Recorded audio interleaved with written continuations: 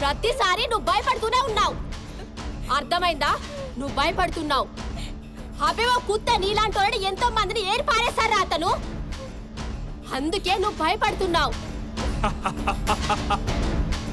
దోదిన్ bus దోదిన్ నీ శరీరం మొత్తాన్ని నా పళ్ళగాట్లతో నింపేస్తా. నీ ఒళ్ళంతా నా పళ్ళగాట్లతో కొరికి కొరికి మాదర్. మిమ్మల్ని అందరినీ కట్టేసి మేమందరం ఒకటి తర్వాత ఒకరు అనుభవిస్తాం. అప్పుడు మాట్లాడమే వాడి గురించి.